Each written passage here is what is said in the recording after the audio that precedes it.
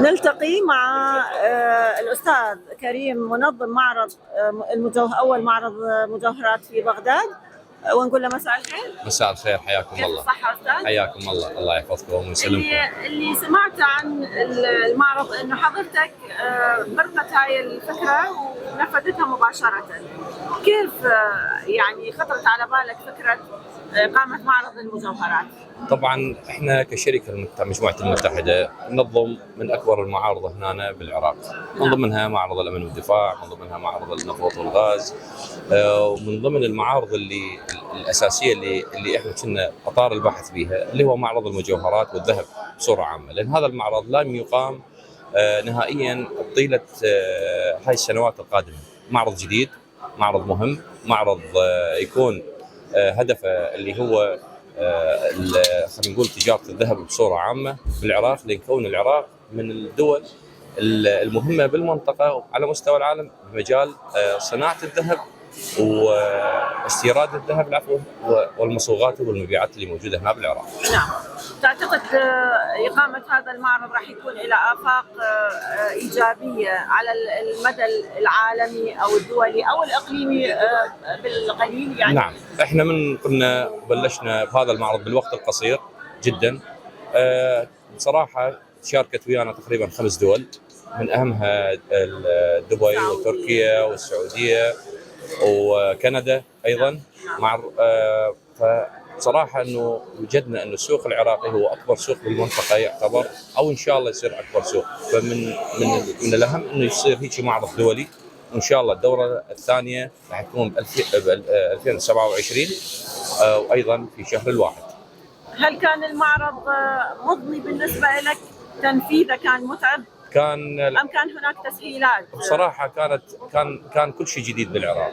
نعم. كل شيء جديد، من الجمارك إلى كل الموافقات مالته، لأن معرض لأول مرة يقام على مستوى البلد. نعم. وهذا المعرض بصراحة الأخوة من السادة المسؤولين ولا التجار لقينا إقبال وتسهيلات واسعة، ولقينا انه شيء مهم. كلها تبحث انه يقول لك هذا اكبر معرض، اهم معرض ممكن انه يقام على صعيد المعارض الدوليه. وبصراحه اصبح انه صح معرض ممكن انه بشركاته اللي تعدت تقريبا 30 شركه، لكن وبمشاركه 5 دول، لكن القى اعجاب كل الزوار وكل الشركات. واني حاليا بنهايه هذا اليوم المعرض تقريبا وقعت بحدود 7 شركات أجنبية وقعت على سنة 2027. عدا الإعجاب والإقبال والمشاركات، هل هناك تأثيرات اقتصادية لهذا المعرض على الاقتصاد العراقي؟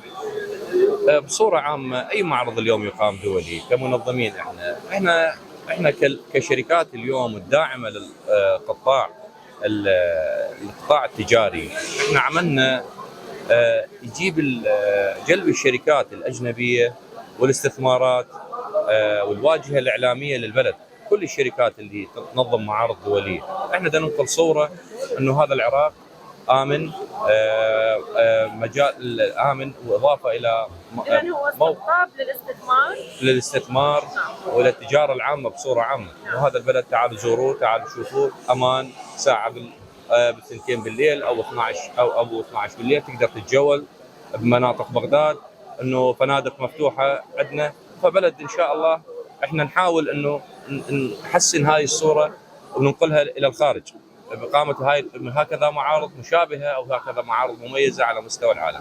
وان شاء الله نطمح انه نحقق كمعرض المجوهرات نحقق يرتقي بالمعارض العالميه ان شاء الله الدورات المقبله.